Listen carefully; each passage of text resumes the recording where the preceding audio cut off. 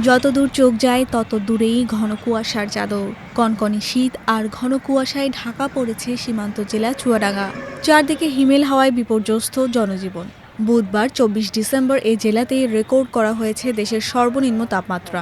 হাড় কাঁপানো এই ঠান্ডায় সবচেয়ে বেশি বিপাকে পড়েছেন দিনমজুর ও খেটে খাওয়া মানুষ।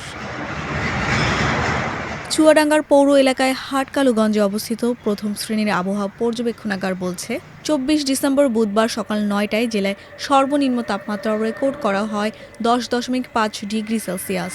সেখানে বাতাসের আর্দ্রতা ৯৭%। বুধবার মৌসুমে দেশের সর্বনিম্ন তাপমাত্রা এটি। মাত্র ২৪ ঘন্টার ব্যবধানে তাপমাত্রা কমেছে ২ ডিগ্রি সেলসিয়াস, যা শীতের তীব্রতাকে আরও বাড়িয়ে দিয়েছে। চুয়াডাঙ্গা জেলার তাপমাত্রা গতকালের তুলনায় ১ থেকে ২ ডিগ্রি কমেছে।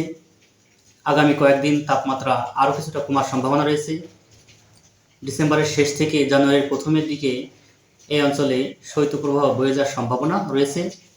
এই সময় মধ্যরাত থেকে সকাল পর্যন্ত এই অঞ্চলে হালকা থেকে মাঝারি ধরনের কুয়াশা পড়তে পারে। ঘন কুয়াশার কারণে সকাল গড়িয়ে গেলেও সূর্যের দেখা মিলছে না। ফলে হেডলাইট জ্বালিয়ে চলাচল করছে যানবাহন।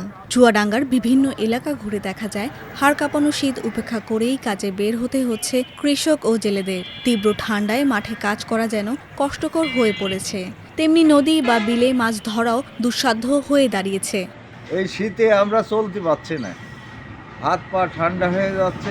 সকালবেলা কাজে বেরিয়েছি, কাজকামও হচ্ছে না, লোক ঠান্ডায় বেরোচ্ছে না। শীতের কারণে তো ভাই কাজ করা আমরা গরিব মানুষ ভাই, আমাদের হবে না। আমরা পানিতে নামতে পারছি না ঠান্ডায় এবং মাছ তুলতে পারছি না। আবহাওয়া অধিদপ্তরের কর্মকর্তারা জানান, মঙ্গলবার একই সময়ে জেলার সর্বনিম্ন তাপমাত্রা রেকর্ড করা হয়েছিল ১২.৫ ডিগ্রি সেলসিয়াস এবং বাতাসের আর্দ্রতা ৯৭%। বাতাসের আর্দ্রতার পরিবর্তন না ঘটলেও একদিনের ব্যবধানে জেলার তাপমাত্রা কমেছে ২ ডিগ্রি সেলসিয়াস।